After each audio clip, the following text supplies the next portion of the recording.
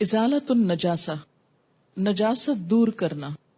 نجاست کیا ہوتی؟ امپیورٹی، گندگی. غلاظت اور نجاست دور کرنے کے لیے بایاں ہاتھ استعمال کرنا چاہیے. ان عائشہ رضی اللہ عنہا قالت كانت ید رسول اللہ صلی اللہ علیہ وسلم الیمنى لطہورہ وطعامہ وكانت يده اليسرى لخلائه وما كان من اذن. رواہ ابو داود. حضرت عائشہ رضی اللہ تعالی عنہا سے روایت ہے کہ رسول اللہ صلی اللہ علیہ وسلم وضو اور کھانے کے لیے دایاں ہاتھ استعمال فرماتے تھے. استنجا اور دوسری نجاست دور کرنے کے لیے بایاں ہاتھ استعمال فرماتے تھے. دوسری نجاست میں کسی بھی قسم کی نجاست، مثلا ناک صاف کرنا یا جسم پر لگی ہوئی کوئی بھی نجاست اتارنا، تو اس کے لیے ادب یا اخلاق کا تقاضا کیا ہے؟ بایاں ہاتھ استعمال کیا جائے. وضو کرتے وقت دایاں ہاتھ آپ استعمال کرتے تھے، تو یہ کہہ رہی ہیں کہ اس میں تو دونوں ہاتھ استعمال کرتے ہیں. یہ طریقہ وضو کے فرق کی وجہ سے. ہمارے ہاں وضو ہوتا ہے ٹیپ کھول کر، پہلے زمانے میں ایسا کوئی طریقہ نہیں تھا. ہوتا یہ تھا کہ یا تو لوٹے میں پانی ڈالتے تھے اور اس کو بائیں طرف رکھتے، اور اسے جب ڈالتے تو دائیں ہاتھ پہ ڈال کے منہ میں کلی کے لیے پانی ڈالا جاتا یا ناک میں پانی ڈالا جاتا، اور ناک پھر بائیں ہاتھ سے صاف کرتے. دوسرا طریقہ یہ بھی تھا کہ پہلے ہاتھ دھو لیے جاتے، پھر اس کے بعد پانی جو تھا ایک کھلے برتن میں ہوتا، یا جیسے نہر پہ آپ بیٹھے ہیں مثلا، تو اس میں سے جب آپ پانی لے رہے ہیں وضو کرنے کے لیے تو آپ دائیں ہاتھ سے نکالیں گے. ٹھیک ہے. شیرخوار بچہ کپڑے پر پیشاب کر دے تو اس پر پانی چھڑک دینا کافی ہے، لیکن شیرخوار بچی کے پیشاب کو دھونا ضروری ہے. جینڈر ڈسکریمنیشن نہیں ہے، اس کی کچھ وجوہات ہیں.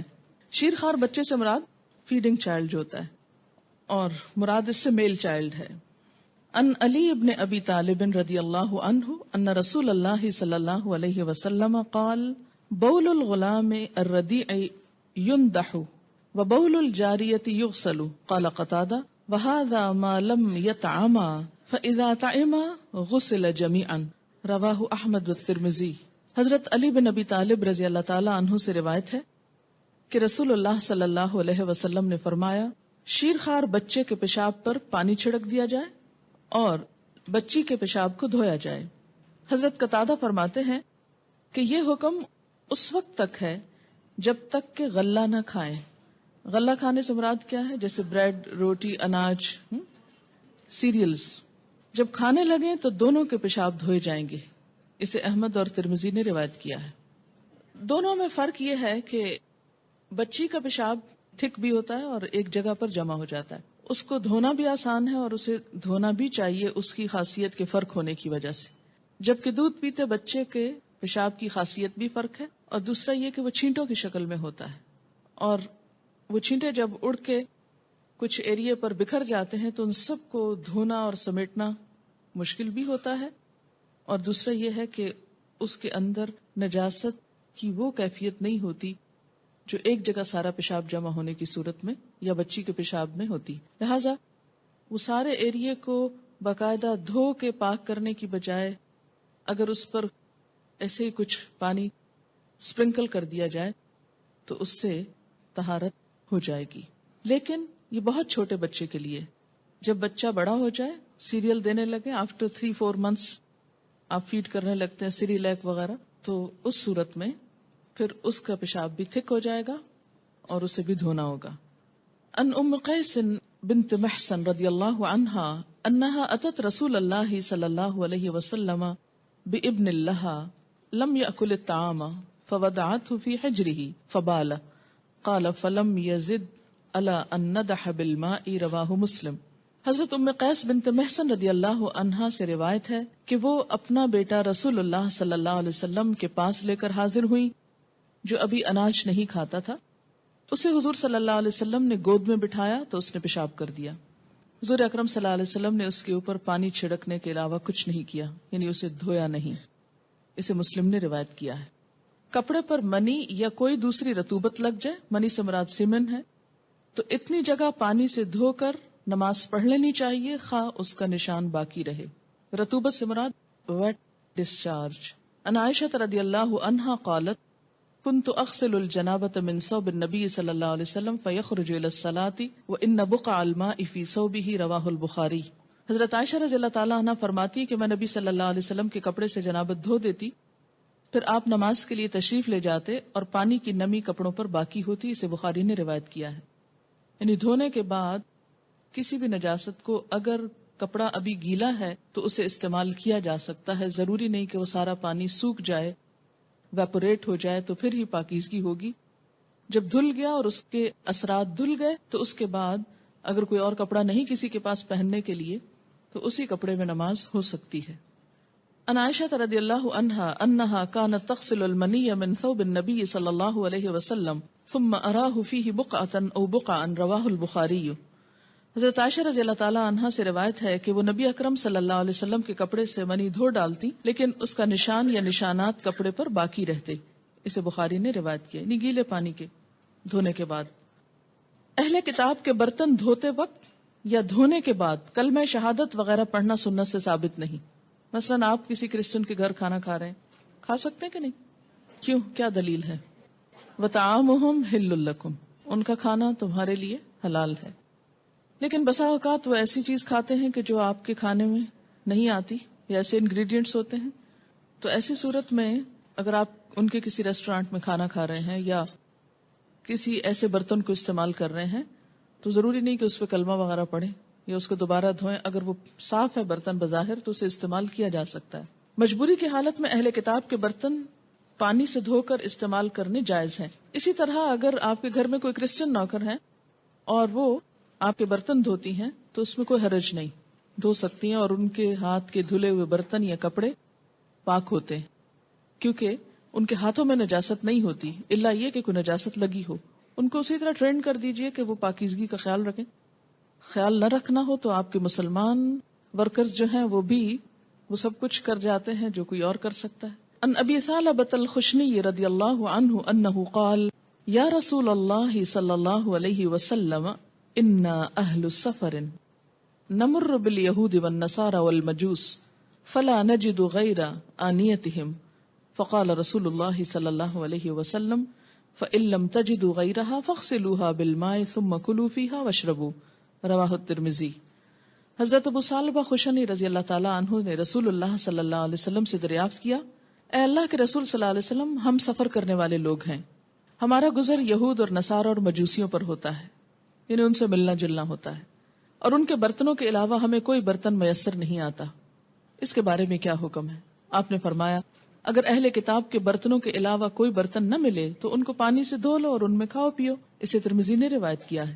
ان کو دھونے کا حکم آپ نے کیوں دیا؟ تاکہ شک دور ہو جائے. مثلاً اگر وہ شراب پیتے ہیں یا کوئی اور اس طرح کا کام کرتے ہیں تو انسان کو اگر دل میں کوئی حرج ہے کہ معلوم نہیں پاک ہے یا نہیں تو اس کو دھو لو اور استعمال کر لو.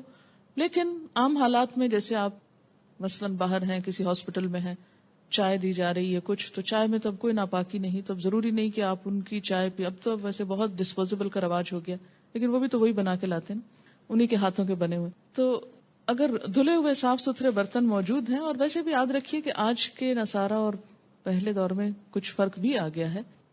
جیسے کہ پہلے ذکر کیا گیا کہ مڈل ایجز میں اور ڈارک ایجز میں ان لوگوں کے ہاں نہانا دھونا اور پاکیزگی اختیار کرنا ایک دینی جرم قرار پاتا تھا. لیکن اب زمانے کی روشنی کے ساتھ ساتھ ان کے بیہیویئر میں بھی کافی تبدیلی آئی ہے. اگرچہ پاکی ناپاکی کا وہ معیار ان کے ہاں نہیں ہے جو ہمارے ہاں، کیونکہ میں نے اپنی آنکھوں سے دیکھا. میں ہاسپٹل میں تھی، وہاں تو صفائی کرنے والی آئی، ان کے پاس ایک برتن تھا، اس میں ڈس انفیکٹنٹ کوئی سولوشن تھا اور صاف کرنے والا کپڑا تھا. انہوں نے اسی کپڑے سے میز صاف کیا، اسی سے گلاس صاف کیا، اسی کو بلٹا کے رکھ دیا. تو وہ سب جراثیم تو کل ہو گئے نا. اب آپ کھا پی سکتے ہیں، اس سے کیا فرق پڑتا ہے؟ کہ اب بسا اوقات ایسی صورت بھی ہوتی کہ ان کو اس بات کی سینس ہی نہیں. بہت سے برتن ان کے ہاں جب دھلتے ہیں مشینوں میں دھلتے ہیں، اور جب مشینوں میں دھلتے ہیں تو اس میں کئی دفعہ پانی اور ڈٹرجنٹ اور اس طرح کی چیزیں گزرتی ہیں اور بہت صفائی ہوتی. جب آپ کو ایسا معلوم ہو کہ یہ دھلے ہوئے کہاں سے آ رہے ہیں تو بلا تکلف ان کو استعمال کر سکتے ہیں. لیکن اگر شک ہو یا بظاہر دیکھنے میں کوئی گندگی یا اسمیل وغیرہ نظر آ رہی ہو، یا بسا اوقات سیکنڈ ہینڈ برتن خریدے جاتے ہیں یا جیسے لنڈے کے کپڑے خرید کر لاتے ہیں آپ، تو آپ کو استعمال کرنے سے پہلے حرج نہیں ہے. ہمارے ہاں بہت غربت ہے اور لوگ ڈھک جاتے ہیں، تو ایسے میں کیا ہے کہ جب شک ہو کہ ان میں صفائی نہیں یا پاکی نہیں تو ان کو دھو کر استعمال کرنا جائز ہے. جوتوں سے لگی نجاست جوتوں کو مٹی پر رگڑنے سے دور ہو جاتی ہے. تھوڑا آگے جا کر اگر صاف مٹی تھی تو اس پر گزرنے سے خود بخود جوتا صاف ہو جائے گا اور پاک ہو جائے گا. پانی کے علاوہ پاک مٹی بھی گندگی اور نجاست کو دور کر دیتی ہے. عن ابی سعید رضی اللہ عنہ ان النبی صلی اللہ علیہ وسلم قال اذا جاء احدکم المسجد فلیقلب نعلیہ فلینظر فیہما فإن رأى خبثا فلیمسحه بالارض ثم لیصلی فیہما. رواہ احمد و ابو داود. حضرت ابو سعید رضی اللہ تعالیٰ عنہ سے روایت ہے کہ نبی اکرم صلی اللہ علیہ وسلم نے فرمایا مسجد میں آئے تو اپنے جوتے پلٹ کر دیکھ لے, اگر جوتوں میں غلاظت لگی ہو تو انہیں زمین پر رگڑ کر صاف کرے, پھر انہی جوتوں میں نماز پڑھ لے. اسے احمد اور ابو داؤد نے روایت کیا ہے. یہ بھی حالات کے تحت ایسا کرنا ہوتا ہے بسا اوقات کہ مسجد ایسی جگہ پر ہے جہاں کوئی دری نہیں, کوئی صف نہیں, کوئی کارپٹ نہیں, کوئی بھی ایسی پر جوتے اتار کر نماز پڑھی جا سکے. سیدھی صاف زمین پر ہی نماز پڑھنا ہوتی, اور زمین یا تو گیلی ہے, ٹھنڈی ہے بہت مثلا, یا یہ کہ وہ گرمی ہے اور بہت تپش ہے, اور بہت دیر تک کھڑے ہونا ایسی حالت میں بغیر جوتے کے بہت مشکل ہے, یا کوئی ایسی جگہ ہے جہاں آپ سیدھی صاف زمین پر نماز پڑھ رہے ہیں, کوئی بھی چیز آپ کے پاس بچھانے کی نہیں. بات یہ نا کہ ہم تو ایسی جگہوں پر بڑی آسانی سے بہانہ کر کے کہ جگہ ہی نہیں تھی, ہم کہاں نماز پڑھتے, اس لیے نماز ہی نہیں پڑھتے.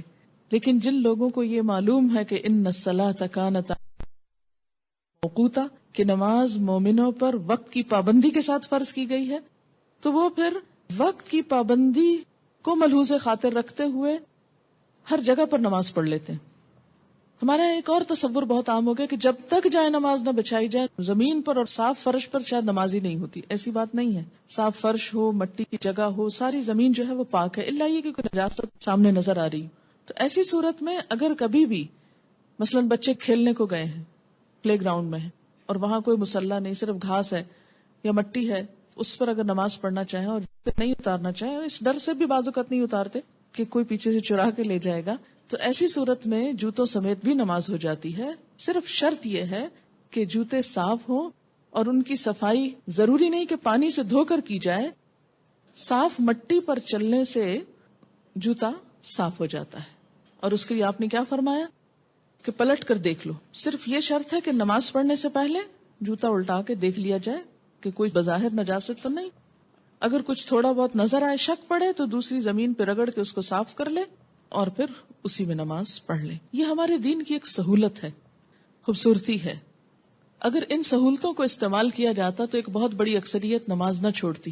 آج نماز چھوڑنے کی بہت سی وجوہات میں ایک وجہ یہ بھی شامل ہو گئی کہ ہم نے پاکی ناپاکی کے مسائل میں اتنی سختی برتی, جائز رخصتوں سے فائدہ نہیں اٹھایا, جس کے نتیجے میں لوگوں پر پاک ہونے کا تصور ہی گراں گزرنے لگا, اس کی ضرورت ہی کم ہو گئی, یہ بہت مشکل ہو گیا, اور نتیجتاً نماز ہی چھوڑ کے بیٹھ گئی. کیونکہ جب دل میں یہ شک آ جاتا ہے نا کہ پتہ نہیں نماز ہوئی کہ نہیں ہوئی, تو پھر شیطان کیا کہتا ہے, جب ہونی نہیں تو پڑھنے کی کیا ضرورت ہے, اس سے اچھا پڑھو ہی نا. تو یہ ایک سبب بن گیا نماز چھڑانے کا. اس لیے اللہ کے رسول صلی اللہ علیہ وسلم سے بڑھ کر نہ کوئی پاکیزہ تھا نہ ہو سکتا ہے. جو کچھ آپ نے بتا دیا اسی میں ہماری بھلائی ہے. جو پابندی آپ نے لگائی وہاں رک جانا ہے, جو سہولت آپ نے دی اس کو استعمال کرنا ہے تاکہ فرض نہ چھٹے. ان امرأة من بنی عبد الاشہل قالت سألت النبی صلی اللہ علیہ وسلم فقلت ان بینی وبین المسجد طریقا کذرة قال فبعدها طریق انظف منها قلت نعم قال فهذه بهذه. رواہ ابو داود وابن ماجہ. بنو عبد الاشہل کی ایک عورت نے نبی صلی اللہ علیہ وسلم سے عرض کیا, ہمارے گھر اور مسجد کے درمیان کچھ گندا راستہ ہے, تو اگر جوتوں پہ غلاظت لگ جائے تو کیا کریں؟ آپ نے فرمایا کیا اس کے بعد صاف راستہ بھی ہے؟ عورت نے عرض کیا ہاں. آپ صلی اللہ علیہ وسلم نے فرمایا صاف راستہ گندے راستے کے اثرات ختم کر دیتا ہے. یعنی سڑک پہ چلتے ہوئے اگر راستے میں کوئی گندگی آ بھی گئی اور اس کے بعد صاف راستہ آیا تو صاف راستے کے ساتھ جب جوتا بار بار ٹکرائے گا تو وہ گندگی کو اتار دے گا خود ہی. اور اس میں خاص طور پر کچے راستے. یہاں ایک بات نوٹ کی آپ نے کہ خاتون یہ مسئلہ پوچھ رہی ہیں مسجد آنے کے لیے. آپ نے اس کو یہ نہیں کہا کہ تمہیں آنے کی ضرورت ہی کیا ہے, گھر ہی پڑھو. برتن دھوتے وقت یا دھونے کے بعد کلمہ شہادت پڑھنا سنت سے ثابت نہیں. کتا برتن میں منہ ڈال دے تو برتن کو 7 بار دھونا چاہیے. پہلی بار مٹی سے دھونے کا حکم ہے. عن ابی ہریرہ رضی اللہ عنہ قال قال رسول اللہ صلی اللہ علیہ وسلم طہور اناء احدکم اذا ولغ فیہ الکلب ان یغسلہ 7 مرات اولاہن بالتراب. رواہ مسلم. حضرت ابو ہریرہ رضی اللہ تعالی عنہ کہتے ہیں کہ رسول اللہ صلی اللہ علیہ وسلم نے فرمایا جب کتا برتن میں منہ ڈال دے تو اس کو پاک کرنے کا طریقہ یہ ہے کہ برتن 7 مرتبہ دھویا جائے. پہلی مرتبہ مٹی سے دھونا چاہیے. اسے مسلم نے روایت کیا ہے. مٹی سے دھونے کا حکم کیوں ہے؟ اس لیے کہ کتے کے لعاب دہن کے اندر ایسے جراثیم موجود ہیں جن کو مٹی کھل کرتی ہے. صرف پانی کافی نہیں. اور یاد رکھیے کہ آج کل کے بعض ڈٹرجنٹس بھی وہ کام نہیں کرتے جو پہلے زمانے میں مٹی اور ریت اور راکھ کیا کرتی تھی. اسی لیے بیماریاں کم تھی. ہم نے صفائی کے لیے جو کچھ استعمال کرنا شروع کیا وہ بذات خود ایک بیماری بن گیا. اتنے ایکسیسو کیمیکل جسم کے اندر جانے لگے برتنوں کے ذریعے، یعنی ڈٹرجنٹس زیادہ استعمال کرنے کی وجہ سے، کہ اس سے کئی بیماریاں جنم لے رہی. تو بہرحال اسلام چونکہ ایک فطری دین ہے، ایسی کوئی بات نہیں کہی گئی یا ایسی کوئی پابندی نہیں لگائی گئی کہ جو انسان کے بس سے باہر ہو. مٹی ساری زمین پر اویلیبل ہے، اس لیے کوئی بھی شخص اس چیز سے فائدہ اٹھا سکتا ہے. جنبی کو طہارت حاصل کرنے کے لیے پانی سے غسل کرنا چاہیے. جنبی کون ہوتا ہے؟ حالت جنابت میں. جنابت جیم نون بے جنب سے نکلا ہے. جنبہ کا مطلب ہوتا ہے الگ ہونا، کہ انسان کی ایسی کیفیت جس میں وہ نماز روزہ عبادات سے الگ ہو جاتا ہے جب تک کہ وہ پاک نہ ہو جائے. تو حالت جنابت میں 2 چیزیں آتی ہیں، ایک تو حیض اور نفاس وغیرہ، اور دوسرے سیکشل انٹرکورس وغیرہ. پانی میسر نہ ہونے کی صورت میں مٹی سے تیمم کر کے طہارت حاصل کی جا سکتی ہے. کپڑے پر حیض کا خون لگ جائے تو اسے پانی سے دھو کر پاک کرنا چاہیے. یعنی مینسٹرل بلڈ کے اگر اسپاٹ ہو تو اسے پانی سے دھو دینا چاہیے، لیکن باقی کپڑا پاک ہوگا. ہمارے ہاں تو کوئی اسپاٹ ہو یا نہ ہو، بس ایک دفعہ جسم کو ٹچ کرنے کی دیر ہے، اب وہ کپڑا پہننا حرام ہو گیا. مردہ حلال جانور کی کھال دباغت سے پاک ہو جاتی. دباغت کیا ہوتا ہے؟ ٹین کرنا، ٹیننگ. ان میمونہ رضی اللہ عنہا قالت مر علی النبی صلی اللہ علیہ وسلم رجال من قریش یجرون شاة لهم مثل الحمار فقال لهم رسول اللہ صلی اللہ علیہ وسلم لو اخذتم اہابها قالوا انها میتة فقال رسول اللہ صلی اللہ علیہ وسلم یطہرها الماء والقرض. رواہ احمد و ابو داود. حضرت میمونہ رضی اللہ تعالی عنہا سے روایت ہے کہ نبی اکرم صلی اللہ علیہ وسلم نے دیکھا قریش کے کچھ لوگ مری ہوئی بکری کو مرے ہوئے گدھے کی طرح کھینچ کے لے جا رہے ہیں، گھسیٹتے جا رہے ہیں. آپ صلی اللہ علیہ وسلم نے فرمایا اگر تم اس بکری کا چمڑا اتار لیتے تو اچھا تھا، یعنی کھال استعمال کر لو، اس کا جو اوپر کا حصہ ہے. لوگوں نے عرض کیا یہ مردار ہے، تو ان کا خیال یہ تھا کہ چونکہ مر گئی ہے بکری اس لیے اس کی کھال بھی حرام ہو گئی. آپ صلی اللہ علیہ وسلم نے فرمایا چمڑے کو پانی اور کیکر کی چھال پاک کر دیتے ہیں. کیکر کی چھال کو پانی میں ڈال کر ابالا جاتا تھا، یعنی کیمیکل ٹریٹمنٹ ایک طرح کی ہو جاتی ہے، اور پھر اس میں کھال ڈال دی جاتی تھی. اس سے کیا ہوتا تھا؟ اس کی ساری امپیورٹیز پاک ہو جاتی. دباغت رنگنے کو بھی کہتے ہیں، چمڑے کو رنگ کر پاک کیا جاتا تھا. تو یہ کیفیت دباغت کی کچھ بھی ہو سکتی ہے، کسی بھی طرح اس کو ٹریٹ کیا جا سکتا ہے جس سے اس کی امپیورٹیز جو ہیں وہ پاک ہو جائیں، تو بعد میں وہ کھال استعمال کی جا سکتی. یہ جو دباغت ہے یہ کیا ہے؟ رنگنے کا عمل. کس سے؟ پانی اور کیکر کی چھال سے. کیکر کی چھال، چھلکا، یعنی اس کو پانی میں خوب بوائل کیا جائے، اس سے رنگ آ جاتا ہے، اس میں وہ کھال ڈال دی جائے اور اس کو صاف کر لیا جائے. پیشاب کی نجاست پانی سے دور ہو جاتی، زمین خشک ہو کر خود بخود پاک ہو جاتی. مثلا کسی جانور نے گزرتے گزرتے کسی کچی زمین پہ پیشاب کر دیا اور کچھ دن کے بعد آ کر اسی جگہ پر کسی نے نماز پڑھ لی اور اس کو پتہ ہی نہیں چلا، تو کیا اس کی نماز ہو گئی؟ ہاں، اگر اس زمین کے اندر کوئی اسمیل نہیں، کوئی نشان نہیں، کچھ نہیں. تو ہوتا یہ کہ سورج کی دھوپ اور تیزی وہ ان چیزوں کو جو نجاست میں گیلی چیزیں ہیں ان کو بھاپ بنا کے اڑا دیتی، ختم ہو جاتی. اور کچھ چیزیں زمین کے جو اندر خود ایسے اثرات اور بیکٹیریاز وغیرہ پائے جاتے ہیں جو اس نجاست کو ختم کر دیتے ہیں. اور پھر برابر کر دیتے ہیں زمین کے ساتھ. تو اس لیے زمین کی نجاست خشک ہو کر خود بخود پاک ہو جاتی. عن ابی ہریرہ رضی اللہ عنہ قال قام اعرابی فبال فی المسجد فتناولہ الناس فقال لهم رسول اللہ صلی اللہ علیہ وسلم دعوه وحریکوا علی بولہ سجلا من ماء او ذنوبا من ماء فانما بعثتم میسرین ولم تبعثوا معسرین رواہ البخاری.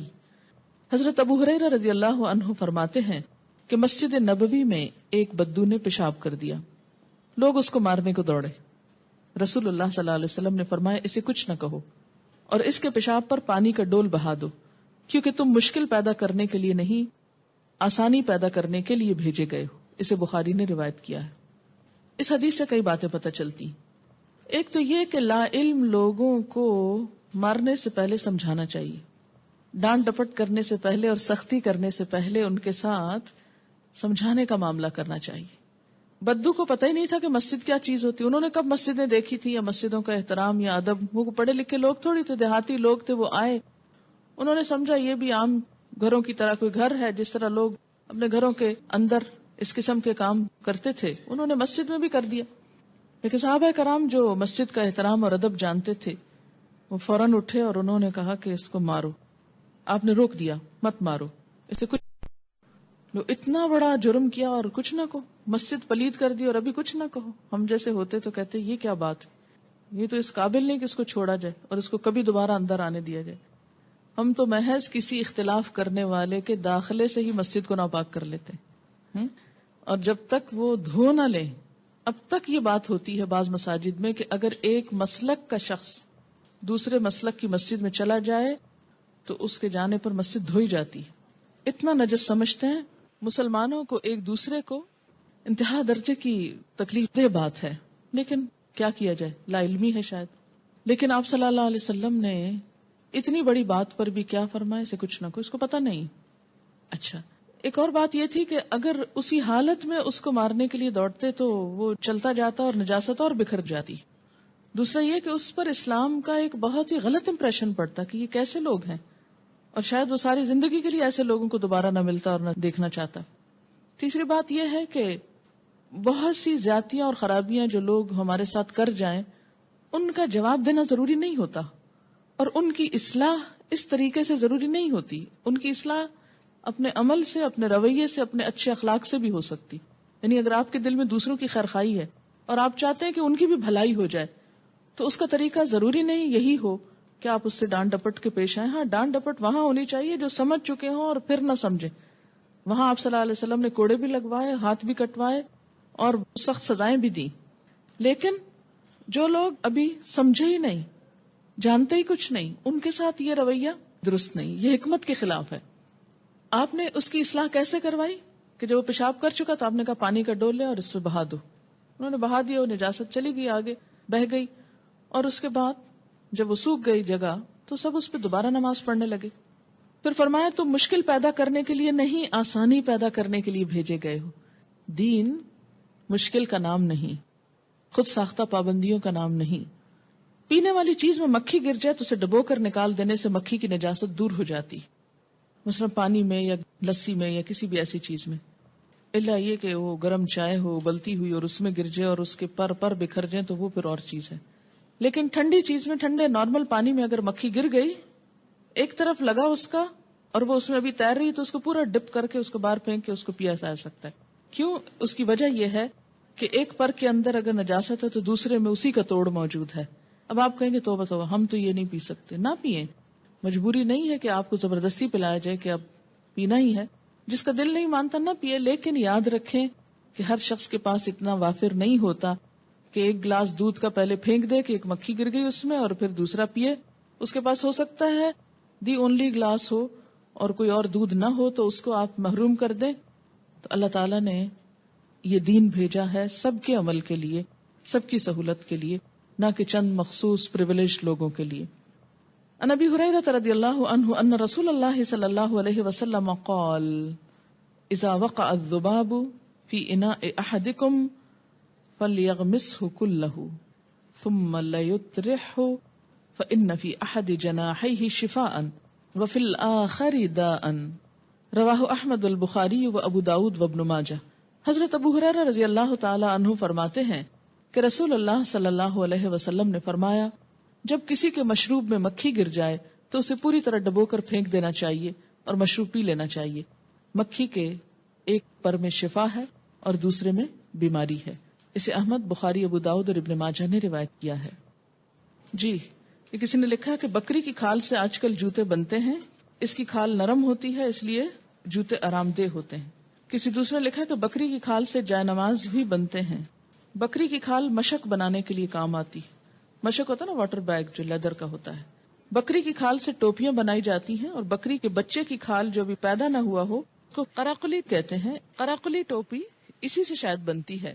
قراقلی ٹوپی بہت قیمتی ہوتی ہے۔ سوال ہے، کیا ہندو باورچی کے ہاتھ کا کھانا کھایا جا سکتا ہے؟ اگر وہ پاکیزگی کا خیال رکھتا ہو تو اس کے ہاتھوں میں کوئی خرابی نہیں ہے، پکوا سکتے ہیں آپ کھانا۔ بات یہ ہے کہ بہت سارے کام نان مسلمز کرتے ہیں۔ ہندو کا معاملہ آپ یوں سمجھے ایسے ہی جیسے اہل مکہ کا معاملہ، ان دونوں کی سرشت آپس میں ملتی ہے، عقیدہ ملتا ہے۔ وہ بتوں کو پوجتے تھے اور یہ بھی بتوں کے پجاری ہیں۔ آپ صلی اللہ علیہ وسلم نے اہل مکہ کے ساتھ کیا معاملہ کیا؟ جو وہاں سنت ملتی ہے وہی ان کے ساتھ معاملہ کرنے کی ضرورت ہے۔ اگر مکھی ٹھنڈے پانی میں گر جائے اور ہمیں پتہ نہیں کہ کب سے گری ہوئی ہے اور وہ مر بھی گئی تو کیا کرنا چاہیے؟ اگر وہ بکھری نہیں اور صرف ایک جگہ پر تیر ہی رہی ہے نا، مرنے کے بعد نیچے تو نہیں جا بیٹھے گی، تیر ہی رہی ہے تو اوپر سے کچھ ہٹا دیں۔ اگر وہ پانی نہانے کے لیے خاص طور پر آپ استعمال کرنا چاہیں تو بلا تکلف استعمال کریں۔ سوال ہے، میں اپنی ماسی سے اکثر نماز پڑھنے کے لیے کہتی ہوں تو وہ کہتی ہے کہ ہم باتھ رومز دھوتے ہیں، چھوٹے بچوں کے پیشاب والے کپڑے دھوتے ہیں، اس لیے کپڑے پاک نہیں ہیں۔ اگر صاف کپڑوں کا جوڑا دے دیا جائے تو کہتی ہیں کہ جسم پر بھی چھینٹے اڑتے ہیں، اس لیے نہانا ضروری ہے، اس کے بغیر نماز نہیں پڑھی جا سکتی۔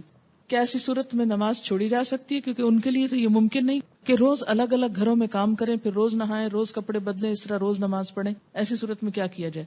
مجھے بتائیے کہ اگر آپ خود باتھ روم دھو رہے ہوں اور بچوں کے کپڑے دھو رہے ہیں، کیونکہ ہر عورت کبھی نہ کبھی، خواہ کتنے بھی نوکر موجود ہوں، ایسی مشکل میں آتی ہے کہ اس کو خود یہ کام کرنا پڑتا ہے۔ مثلا عید پر، مختلف مواقع پر جب سب چھٹی کر جاتے ہیں تو بچوں کو تو آپ کہیں نہیں دے آتے، سب کچھ صاف کرنا پڑتا ہے آپ کو خود، یا یہ کہ واش روم بھی بعض اوقات خود دھونا پڑتا ہے، بلکہ دھونا چاہیے۔